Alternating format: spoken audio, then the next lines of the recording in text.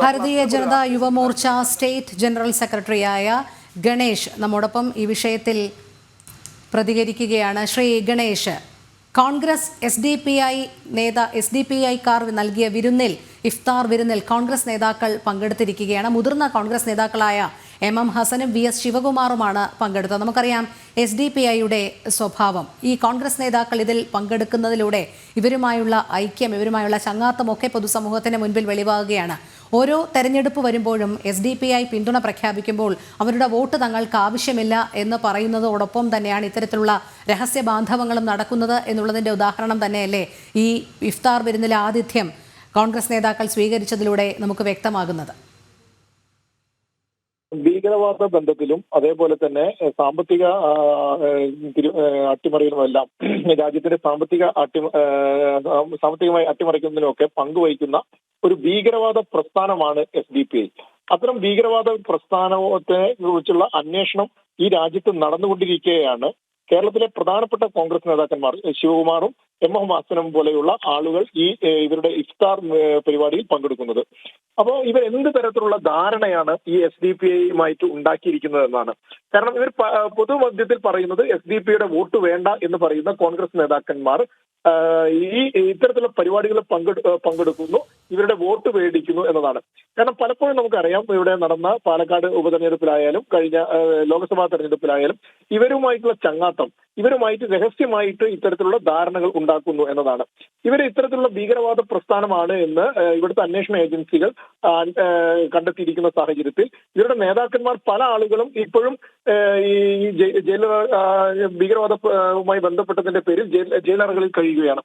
അപ്പോൾ അത്തരം സാഹചര്യത്തിലാണ് കോൺഗ്രസിന്റെ നേതാക്കന്മാർ പങ്കെടുക്കുന്നത്. അപ്പൊ ഇവർ അധികാരം കിട്ടിയാൽ ഇവരെ എന്താ പറയാ ജയിലിൽ നിന്ന് പുറത്തു ഇറക്കുമെന്നാണോ, ഇവർക്കെതിരെയുള്ള കേസുകൾ പിൻവലിക്കുമെന്നാണോ, എന്താണ് ഇവർ ഉണ്ടാക്കിയ ധാരണ എന്ന് കോൺഗ്രസ് നേതാക്കന്മാർ വ്യക്തമാക്കേണ്ടതുണ്ട്. കാരണം ഇത്തരം ഭീകരവാദ പ്രസ്ഥാനങ്ങളുമായി ചേർന്നുകൊണ്ടാണ് എല്ലാ കാലഘട്ടത്തിലും കോൺഗ്രസ് മുന്നോട്ട് പോകുന്നത് എന്ന് നമുക്ക് കാണുവാൻ സാധിക്കും.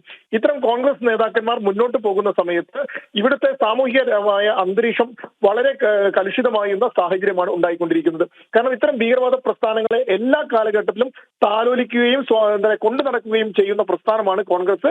അവർക്ക് എല്ലാ വിധത്തിലുമുള്ള ഒത്താശ ചെയ്തു കൊടുക്കുന്ന പ്രസ്ഥാനമാണ്. അപ്പോൾ ഇവരുമായിട്ടുള്ള ബന്ധം എന്താണ്, ഇവരുമായിട്ടുള്ള ഉണ്ടാക്കിയ ഡീൽ എന്താണ് എന്ന് കോൺഗ്രസ് നേതാക്കന്മാർ വ്യക്തമാക്കേണ്ടതുണ്ട്. ശ്രീ ഗണേഷ്, നമുക്കറിയാം SDPIയുടെ പ്രവർത്തനം ഏതൊക്കെ മേഖലകളിലാണ് വ്യാപിച്ചു കിടക്കുന്നത് എന്നുള്ളത്.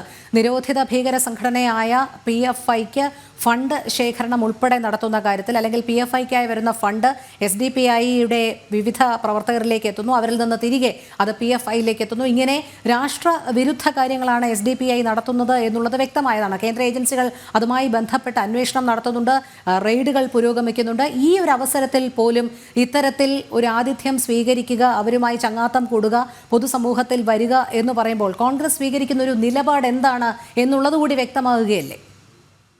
തീർച്ചയായും കോൺഗ്രസിന് ഞാൻ നേരത്തെ സൂചിപ്പിച്ച പോലെ എല്ലാ കാലഘട്ടത്തിലും ഇത്തരം ഭീകരവാദ പ്രസ്ഥാനങ്ങളുമായിട്ട് സന്ധി ചെയ്തുകൊണ്ടുള്ള ഒരു മുന്നോട്ട് പോക്കാണ് അവർ എല്ലാ കാലഘട്ടത്തിലും നടത്തിയിരിക്കുന്നത്.